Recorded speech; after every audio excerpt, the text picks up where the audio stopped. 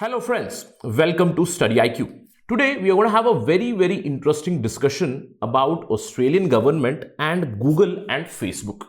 Recently a development has taken place in Australia which has actually irked the Google and Facebook, both the companies. A law has been targeted towards Google and Facebook.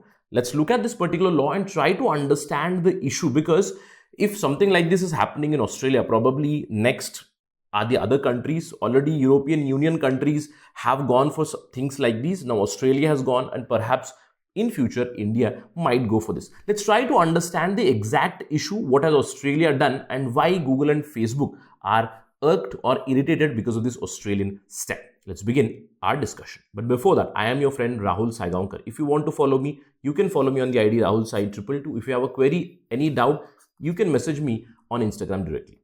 Apart from that, Study IQ has brought a comprehensive prelims cum mains program for you for UPSC 2021. For more information, please download the app from Google Play Store, and don't forget to subscribe to our channel and hit the bell icon on Study IQ. Right, let's first talk about the news. What has happened? Recently, Australia is considering a legislation basically to force Google and Facebook to pay for news media journalism from Australia. Now, let's try to understand what exactly is happening through one example. Now, say I go to Google and I search, say, Study IQ. Now, what do you get? You get a page something like this, isn't it? But try to focus on one particular tab. There is something called as news tab here. Focus on this particular thing where you get news snippets from different organizations or different institutions. So probably if you just click news here, you might get a news snippet from NDTV, news snippet from Republic TV, news snippet from, say, Z News, some other channel, whatever the channel may be. Although they are just snippets, but many times what happens is the user just clicks it, reads the headline and probably a line or two and then moves on, right?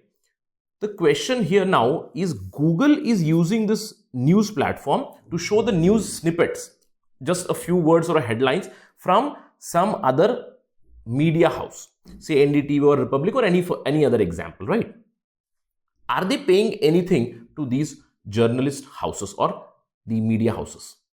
The question is that. And right now, Australia is trying to do exactly that. Now, if a news snippet comes here from the Australian journal media or Australian media house, then Google has to pay. Something like this is going to be done in Australia. I hope you understand the issue. Now, let's try to understand what is Australia's argument here. See, Australians, what they did was in 2019, Australia's Competition and Consumer Commission, our counterpart is CCI, the Competition Commission of India. Very similar to that, the Australian bodies, Australian Competition and Consumer Commission, in 2019, they come up with a report, Digital Platforms Inquiry Report. Now, this particular report, it identified something. It identified that there is a fundamental imbalance between the media houses and the digital platforms, that is the internet platforms. And this report specifically mentioned Google and Facebook. Now, that means the question arises, is this law which the Australians have introduced in the parliament, is it directly targeting only Google and Facebook? As of now, I can say yes, but perhaps going in future, other digital platforms will also be targeted. But right now, we're talking about Google and Facebook. Right? What they have said is that Google and Facebook have substantial bargaining power in comparison to other media houses, which is indeed very true. Right? What they did was the report highlighted a lot of things. The report highlighted that these platforms, Google and Facebook, they have billions of users, they have billions of dollars of money. So they have a huge financial strength. And in comparison to other journalists or the media houses or individual publishers who are working hard and putting their efforts to create news. For example, say if I am creating a news snippet and which Google is using and they're not paying anything to me, that would be injustice. That is what the report highlights. They say that none of these individual publishers or the media houses are anyway close to these big houses, that is Google and Facebook, right? Apart from that, the report has also highlighted that traditional media that we have, the news, the newspapers, all of them are regulated. Self-regulated maybe, or autonomous bodies regulate them. That is not an issue, but they're regulated for sure. But is Google regulated? Is Facebook regulated? That is what they ask. They say that these platforms are not regulated, although in last few years, or I would say perhaps a decade, they're playing a role of media. We call it social media, right? So there is no regulation, but for others, there is regulation. So there is imbalance again. In fact, they also highlight for the last 2 decades, there has been a tremendous increase in these platforms, and we all can agree with that. There is no argument over this, right? Because Facebook has grown, Google has grown last decade, from 2010 to I would say 2020, or perhaps from 21st century itself, the beginning of 21st century, these platforms have grown immensely. And on the other hand, what has happened to the traditional media? The newspaper subscription has gone down, the news content has changed, everybody is turning digital. So there is a sharp decline in traditional news media which has been observed, which is quite understandable also. For this particular thing, what the Australian government did, they took the cognizance of this particular report, the Digital Inquiry Report, and they asked the Australian Competition and Consumer Commission to come up with a draft code, meaning that how to regulate these platforms, Facebook and Google. So the Australian Competition and Consumer Commission, they came up with a draft code. The government read the draft code, and based on the draft code, they created a bill, the Treasury Laws Amendment, News Media and Digital Platforms Mandatory Bargaining Code Bill. Now, I'll be calling it Mandatory Bargaining Code in short. Basically, they brought a Mandatory Bargaining Code Bill, which was introduced in the Australian Parliament. Now, as soon as this was introduced, there was a lot of hue and cry from these tech giants. Obviously, Facebook criticized, Google criticized. We'll look at that in some time. But who are the supporters of this particular bill? The supporters are the Australian government, obviously, but Australia's media houses are also big supporters of this particular law because it would obviously benefit them. Now, let's look at the proposal, what has been proposed in this particular mandatory bargaining code. In this code has been proposed a mandatory mechanism wherein the news publishers can now negotiate the amount of money that they're going to get from Google and Facebook. Now, in short, what is going to happen, if I am an individual publisher, I am creating a news, say for Australian media, what would happen is I would now go for a deal with Google and Facebook that say if Google is going to use my news snippet on their search engine, they would be paying me X money, which I am demanding X money. And if Google says Y, then we have to sit for negotiations, right? Whatever money is decided between us, that would be final money. But if we are not able to come up with a number, negotiation number, then an arbitral panel will be set up which is going to look at the two offers, X from my side, Y from Google's side, and eventually they're going to give whatever is the best. So in any case, Google and Facebook have to pay me. That means have to pay individual publishers or the media houses for the news content that they are using. Some money, whatever would be decided. This is a very, very interesting thing. Now, this is fine till here. Although again, there has been a lot of discussion, I would say from perhaps 2 to 3 years that many countries have been trying to do this because Google and Facebook are using news very freely and they are growing, but the news channels are not growing or the news media houses are not growing. Agreed. But the contentious issue in this bill is a change in algorithm of Google has to be notified 14 days before. Now, why this algorithm becomes very important? Now, if you look at Google's algorithm, every news channel, every media house, every publisher is actually competing to come on top of Google's search engine, isn't it? Now, say I gave you an example of Study IQ. As soon as I click Study IQ, say if you go on the news, NDTV wants to come first, Republic TV wants to come first, Z News wants to come first. So everybody wants to come on the top of that search engine, and that all works through this algorithm, right? Now, if there is any change in this algorithm, then Google has to notify. Say if top is NDTV, they have to notify that this would happen and you would come down to 10th level 14 days before.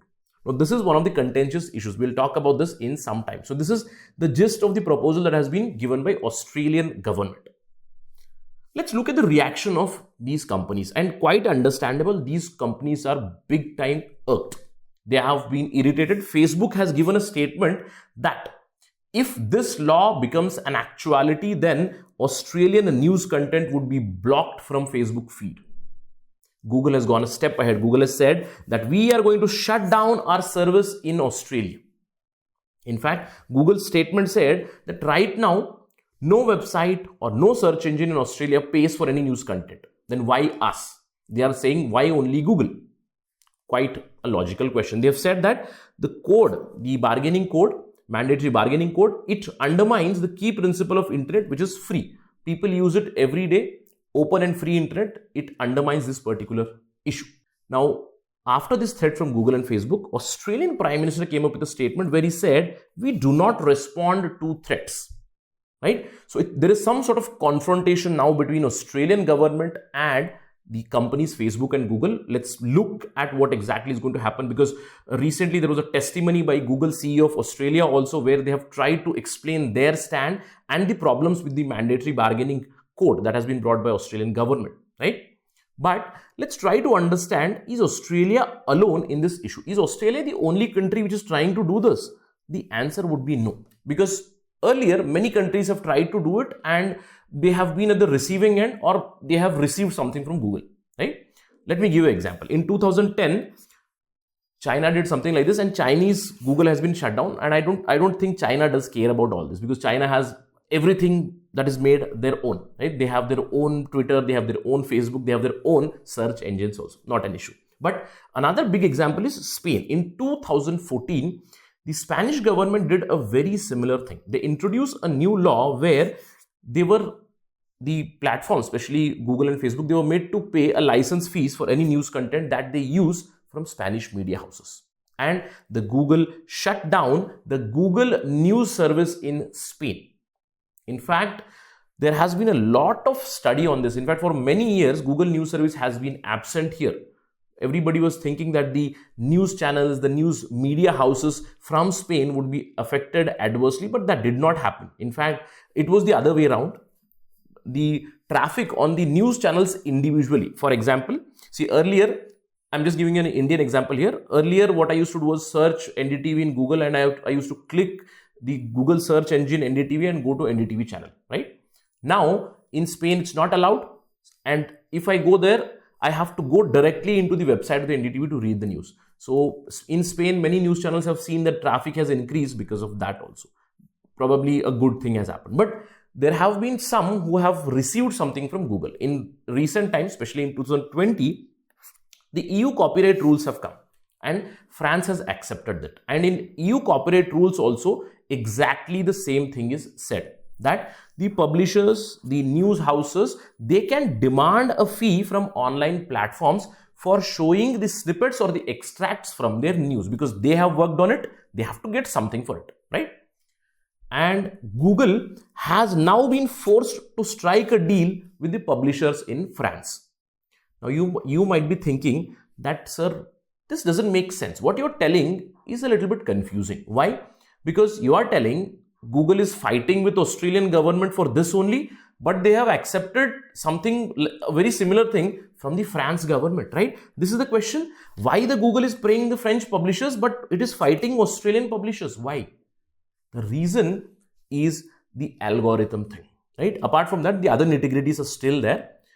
The Google has come with a unique initiative on their own. Now, this clearly shows the high-handedness of these companies. It's like a Frankenstein monster that the capitalism has created, which they are not able to control now. Meaning, the governments are not able to control Google. Google is controlling. Google is giving their own solutions. Now, what Google did was in 2020, because so many countries, especially the EU copyright rules came, they came up with their own $1 billion initiative, basically to partner with the news publishers. Now, this is called as Google News Showcase. It's a new initiative by Google. You can read this particular blog by Sundar Pichai. It's on the Google blog itself, where this Google News Showcase has been explained. Now, it's an initiative by Google themselves, where they are going to pay an agreed amount, although it has not been disclosed for the French news publishers, but some agreed amount out of this $1 billion investment that the Google is making to pay individual publishers or the news publishers from specific countries. Right now, they have signed a deal with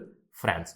And what Google is telling, we will do the same thing with Australia also. Now, if Australia is okay, then I will not show the news snippets in Google News. I will show it in Google News Showcase, which is a new initiative, and I will pay separately to the publishers there. Whatever agreed amount, whatever amount we'll negotiate. They have a huge problem with the algorithm, because now it is going to force Google for 14 days to keep the same algorithm, right? That algorithm has become a huge problem between Australian government and Google. Now, only time will tell what is going to happen in the coming future, but it is going to be really interesting, because the entire world is out to control these digital platforms. As I told you, they are like a Frankenstein monster which have been created because of the capitalist world, which are now perhaps out of control, or they have become way big to even regulate. Now, the question mark arises here. if the Australian government is able to get things done here and ensure that Google pays to its news publishers, probably it is going to lead to a domino effect where the other countries might also follow the suit. And again, Google Showcase initiative where they've shared 1 billion, it might cost them huge amount in future. Let's look at what will happen in future. So stay tuned on StudyOKL. We'll bring it to you as soon as possible as and when the update comes. That's it from my side on this part of discussion. Thank you for watching. Please stay safe during the pandemic.